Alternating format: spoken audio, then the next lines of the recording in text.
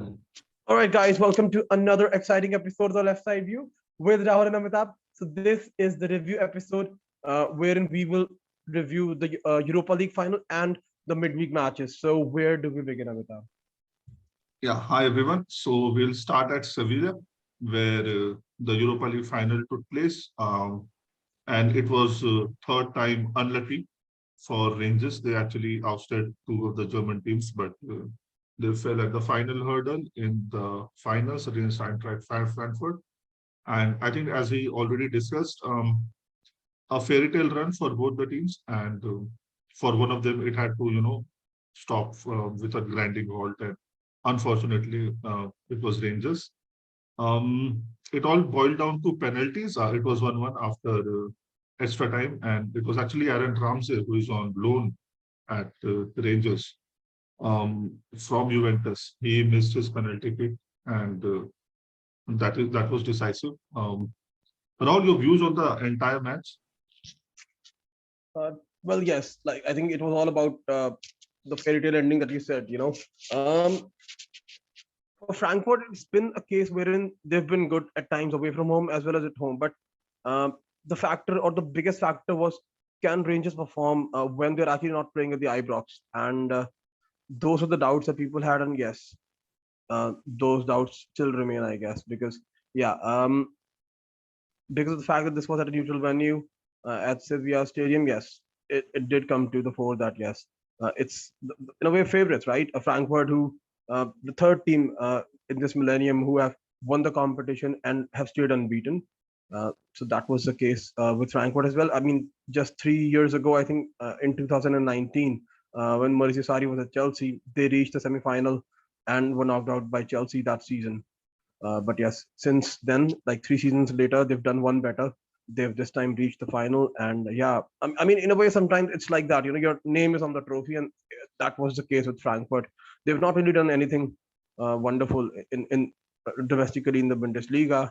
But yes, because of this victory, it's gonna be five German teams in the Champions League next season.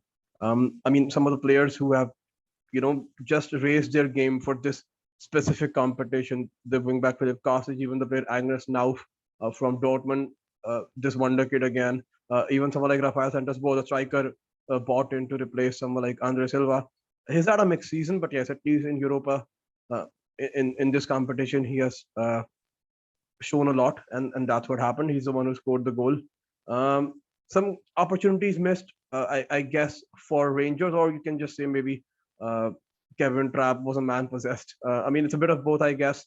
I mean, even the penalty shootout took place in the Rangers fans' corner, so even that had given Rangers the advantage, or all the advantage that they needed to win the competition. But still, uh, as it is, usually Germans and penalties.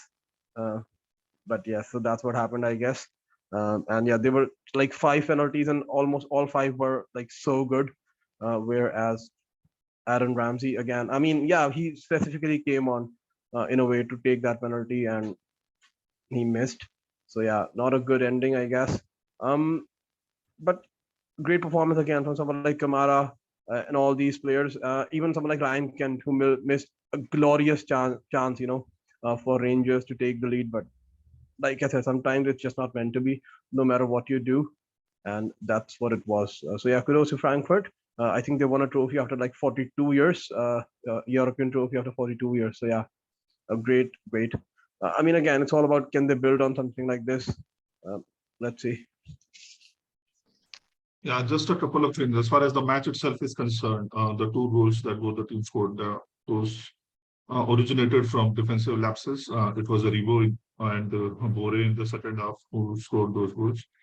And yes, talking about the set of supporters that both the team had, the atmosphere in the stadium was magnificent.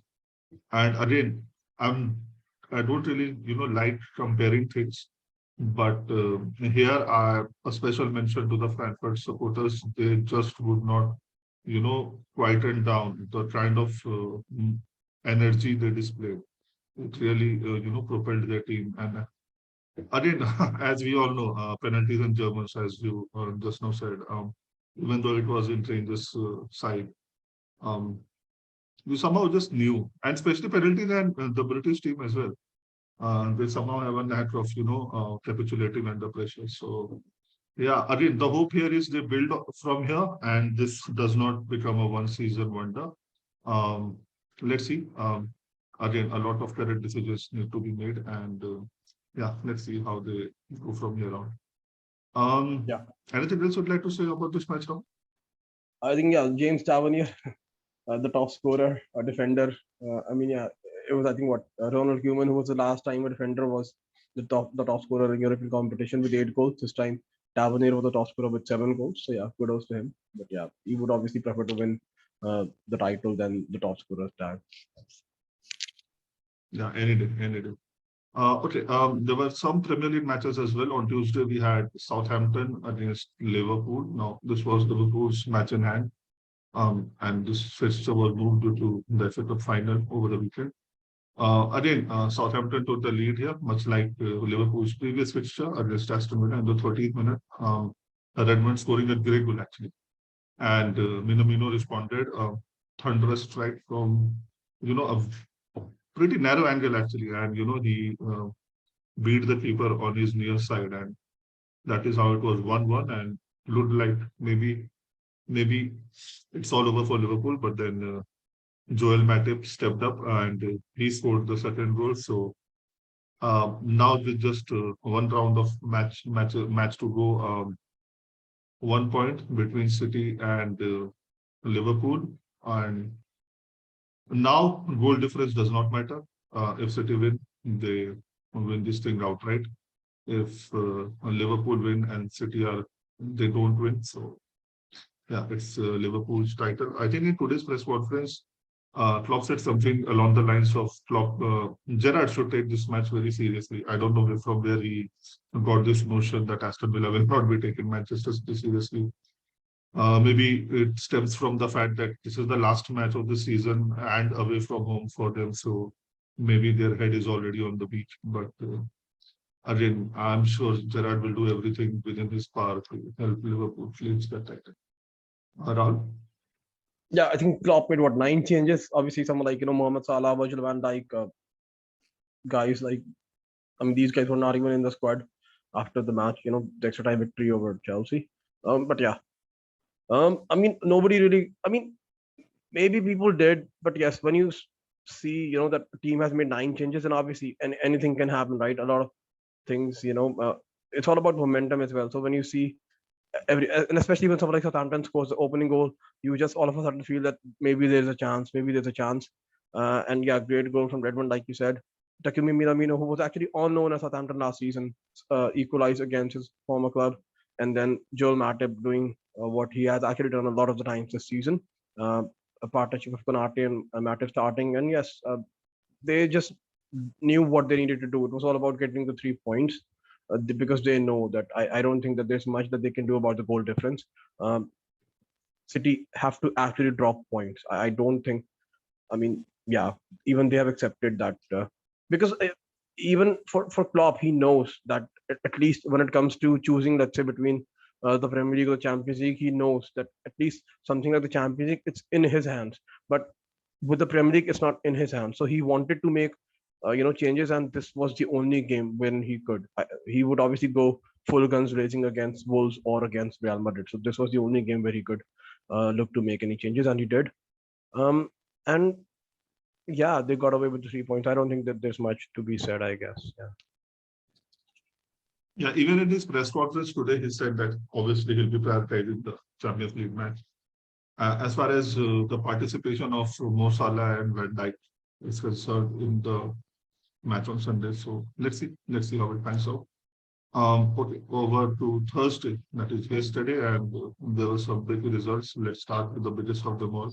Crystal Palace being defeated by Everton at the Goodison Park.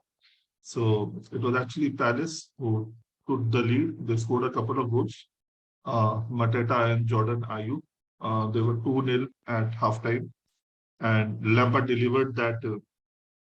I don't know his halftime talk, and he must have encouraged his team. Um, he must have encouraged his team to give it their all for the next 45 minutes because this was the last 45 minutes at home and their best chance to achieve survival. And whatever he said worked. Um, so Keane started the scoring 54th minute. It was actually a header. No, it was actually a left foot header. Yeah. So that was past the goal. Once they got the first goal within the first 10 minutes, yeah, it was just one-way traffic. In the 75th minute, Richarlison bundled the ball over the line, and from there on, if there had to be a winner, there was just one. That was Everton. Calvert-Lewin scored the header in the 85th minute. There was 7 minutes of extra time, and yeah, Everton held on for dear life. And yeah, they're secure. They're in the Premier League football competition next season. After the match, there was a lot of fracas with the supporters coming onto the field. There was sort of specific incident against Patrick Vieira and Vieira lashed out at the supporter. Again, I think that he'll be in hot soup for due to his actions. And all said and done, uh, a great day for Everton, and I don't think a couple of minor incidents would really spoil their mood. It was really scary for them, and I hope they do better planning in order to not be in this position, at least for the near future. Because if you see at their transfer spend, it's close to what the top teams have been spending. I think they were the biggest spenders this transfer window, the previous transfer window. So again, not the desired results. Yeah, a lot of planning, and I think the tough part begins now because first of all, Lampard and the coaching staff has to decide what all players to ship on. That is the step one, and then they'll try and achieve. I mean, first of all, identify what targets they want to, you know, try and get, and then let's see how many of them they actually get. So yeah, again, a huge day for Frank Lampard and for the Everton Football Club, but I think it's only going to get tough from here. Rahul? Yeah, I mean, obviously, I don't really think anybody would have expected a performance like this from Everton, um, especially after losing or going down 2-0, at home. But then all of a sudden, whatever Lampard said, at halftime clearly worked. I think he got them united. And yeah, I mean, Michael Keane, again, someone who has been uh, come under so much criticism this season. I think if we didn't really have anybody like Harry Maguire, then I guess a lot more scrutiny would be, under someone like uh, Michael Keane. It's maybe because you already have someone even worse in the league that people don't really talk about Michael Keane. Otherwise, I think in terms of his performances, he's up there, rather down there.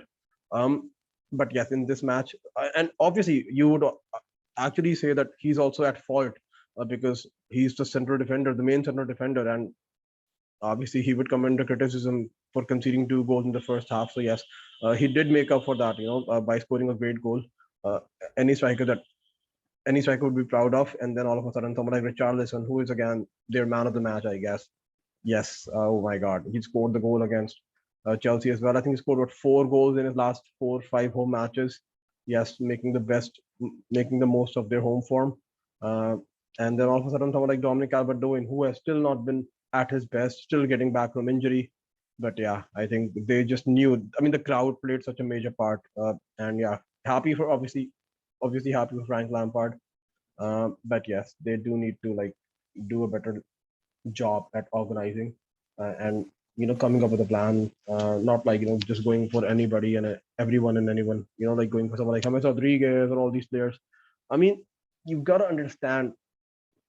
I mean, yeah, like even Lampard was asked about all this thing, and he was like, "There's still time, for to talk about these things right now because at least for now, uh, they can at least go to the Emirates and relax a little bit. Uh, so yeah, which is which has not been the case from his very first game. It's all about points, points, points on the board, and that's it. So yeah, kudos that they're safe. But yeah, it's now between Burnley and Leeds. Yeah. Yeah. And talking about Burnley, they faced Aston Villa away from home, and it was actually Dundee who considered a penalty, which was converted by John Barnes in the 45th minute. And yeah, then Bundea scored a goal, which was actually a good goal. So he sort of redeemed himself, and from there on, the only point of discussion was a red card to Luton in the 91st minute, only ending the match with 10 men. But again, at the end of the day, this may be the most crucial one point. I know that we thought about the same thing when Leeds faced against Brentford and they scored that 92nd minute goal. But again, I think this point has the same weightage for Burnley because nobody can foresee a 20 goal, swing for Leeds. They are the 20 goals worse than Burnley, so that's not going to happen. And now, in order to remain, in this league, Burnley has to better, uh, Leeds has to better Burnley's result. Um, let's see if that happens or not. But again, out of the two teams, you would rather be in Burnley's camp right now than Leeds. Rahul? Yeah, I agree. I think we actually predicted a draw as well. Yeah, I mean, Aston Villa, after the run that they were earlier, all of a sudden they have picked up a little bit of momentum, I guess. So yeah, I think a draw is not really the worst result, especially for a team like Burnley. Yeah, they knew that everything is at stake. Their survival is at stake, especially with the way, at least for a time, Everton were performing when they went down to Crystal Palace. So yeah, I think they did show a little bit of more, commitment and passion. Something that I mean, just 2 or 3 weeks ago they had actually lost to Aston Villa 3-1 at home. So yeah, to even get a draw like this, against a team that beat you so badly just a couple of weeks ago is actually commendable.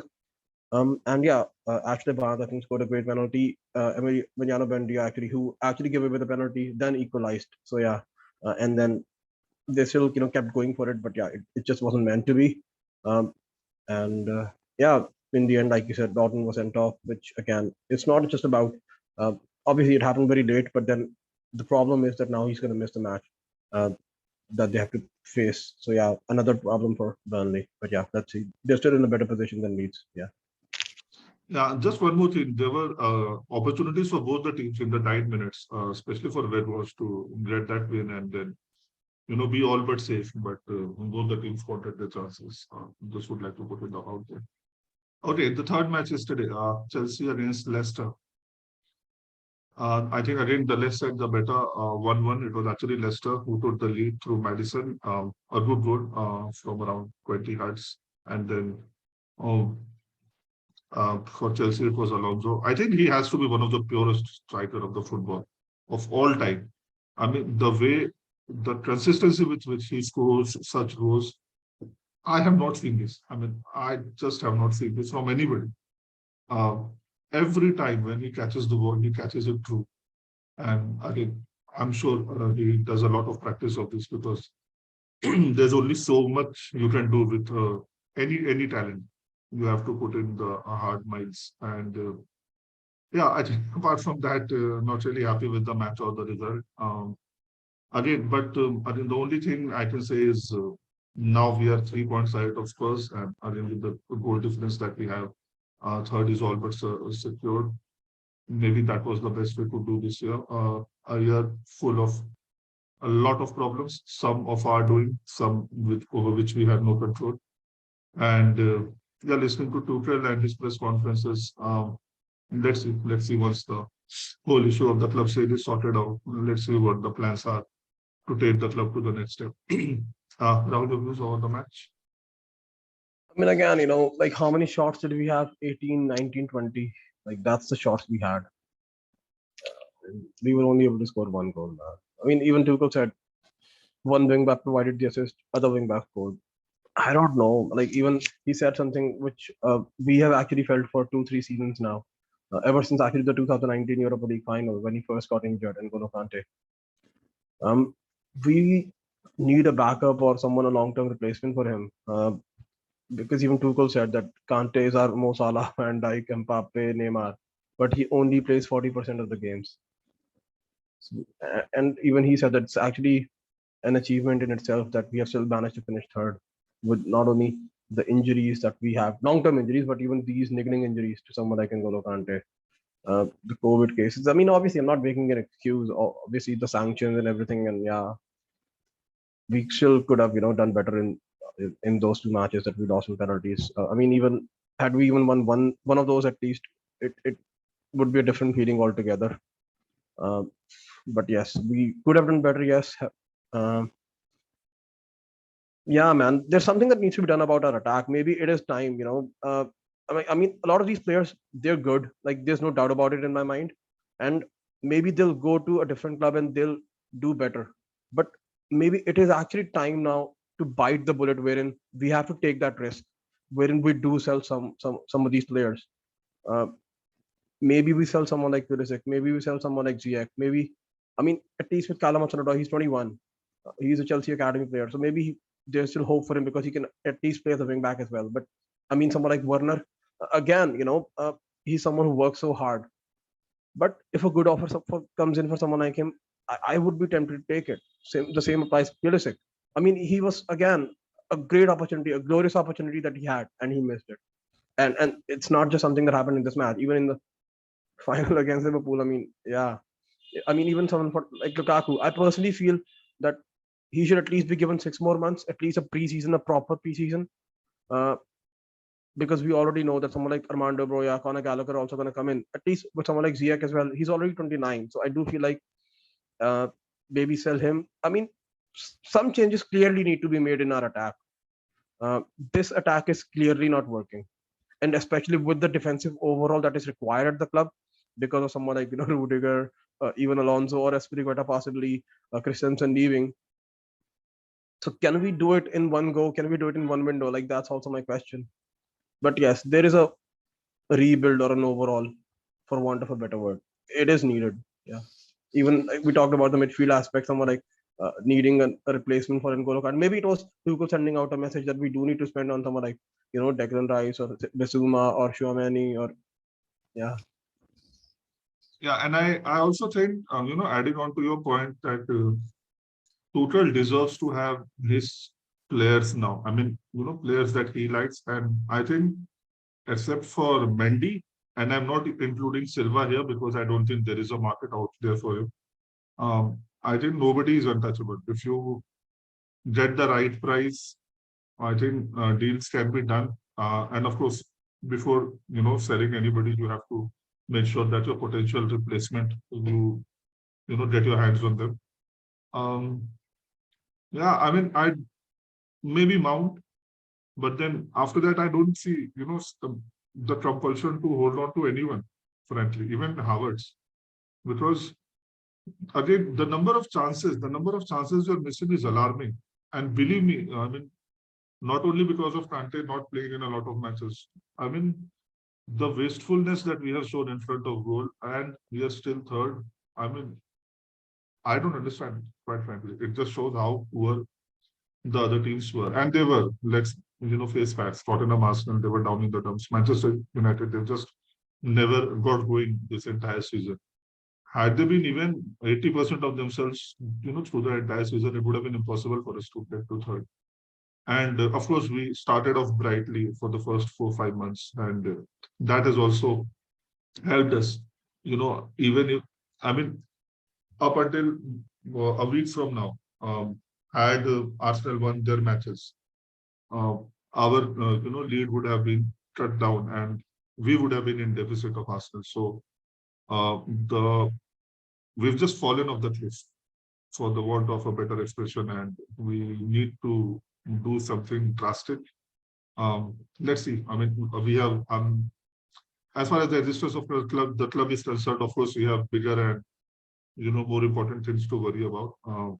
Even if we have this squad of players, we can definitely survive one more season. But right now, the existence of the club is in question. So again, once everything is sorted, I just hope we get some time to do some transfer activity. And I hope whatever Tuchel wants, he gets. I mean, as much as possible. I understand it's not, not practical to get everyone that you want, but let's see. I just want the board to back him, man. He has to get some of his players. And again, we have to cash in on some of these talents, even though, we ultimately made a loss on the deal. But then someone like Ziyech, he has been linked with AC Milan, Pulisic maybe back to Germany or maybe in Spain. Maybe the Premier League was not for them. They tried their best.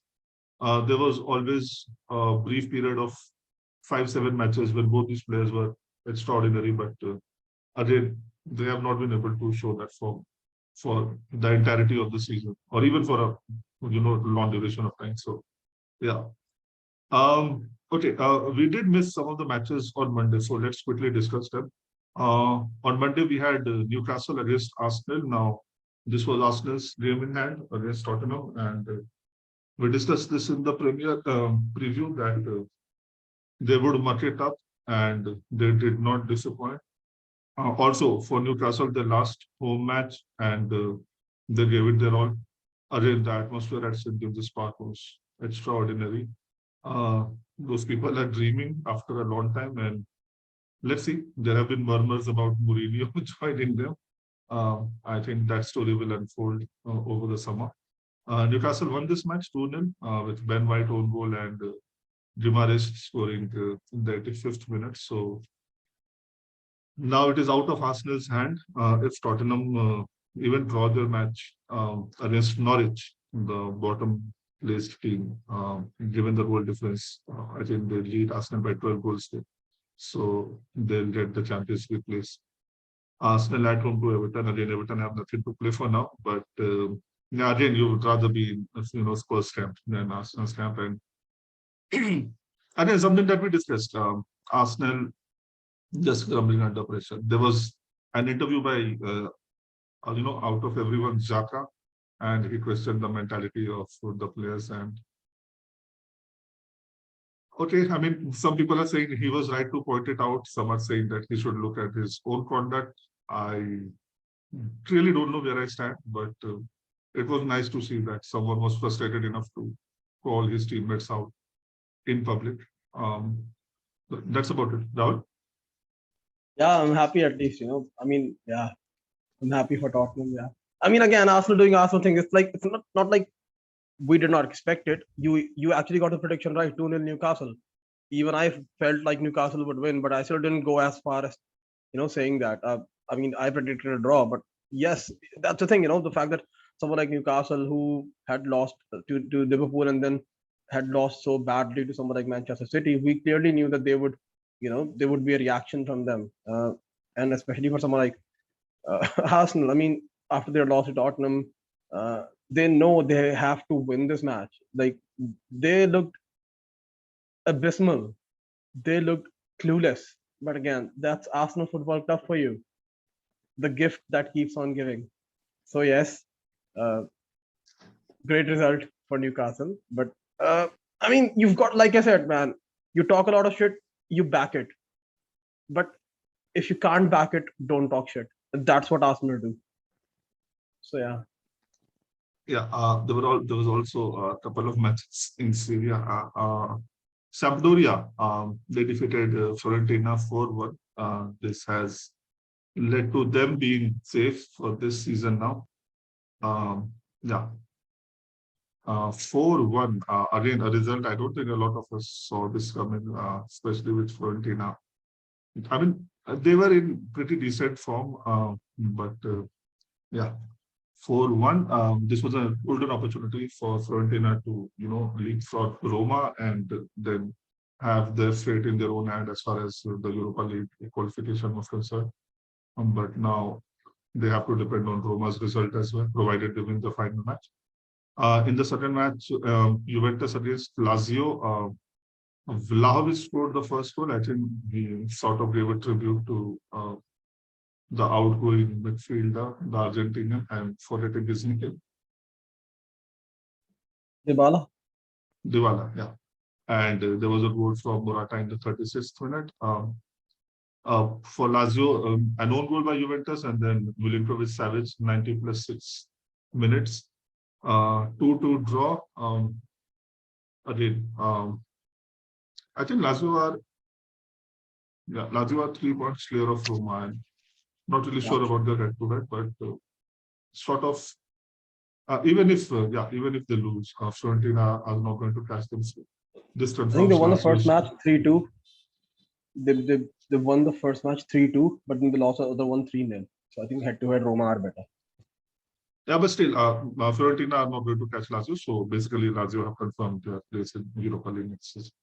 Rahul, your views on both the matches?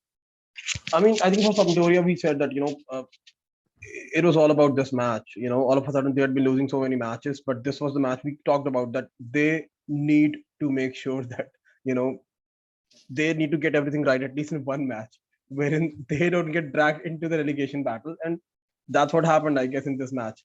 They gave it their all, and they made sure that they are safe, and that's what happened. And we've clearly talked about someone like Fiorentina. It's so difficult for them to score goals with someone like Arthur Cabral or Piontek not gelling. So yes, that was the same case, and maybe just not showing the same hunger that somebody else would show. If they actually wanted to finish above someone like Roma or Lazio. Whereas for Juventus and Lazio, again, I think we've got to talk about the Maurizio Sarri factor. Playing against Juventus, the club that sacked him, um, and I think maybe Juventus took the foot off the gas, right? I mean, in the first half, they replaced someone like Chiellini in the 18th minute, and then someone like Paulo Dybala. So everyone was so emotional, but I guess Lazio knew that they want to finish fifth. They don't want to finish sixth, I guess, and that's the reason why they knew that they had a great opportunity. And yeah, they kept going and going, and in the end, that's what happened. Someone like Saj Milinkovic-Savic scored a great goal, a great equalizer. There has been talk of him leaving the club. Even Maurizio Sarri said that if he leaves, he is not leaving to join an Italian club. He's probably going to go uh, somewhere abroad. Even something like Manchester United have been linked with him. But yeah, I think a great result. And yes, I think Juventus got too much caught up in the emotional side of the game. Yeah. Yeah, again, I mean, frankly speaking, Juventus had nothing to play for, so maybe that is why all the drama and everything. So yeah, I think we can move on from there. I think that concludes all the matches that happened midweek. Again, the last round of matches in Liga, Bundesliga, and the Premier League over the weekend. So we'll be back with a preview of all those matches. And yeah, thank you so much for watching. Till next time. Take care. Bye bye. All right, guys.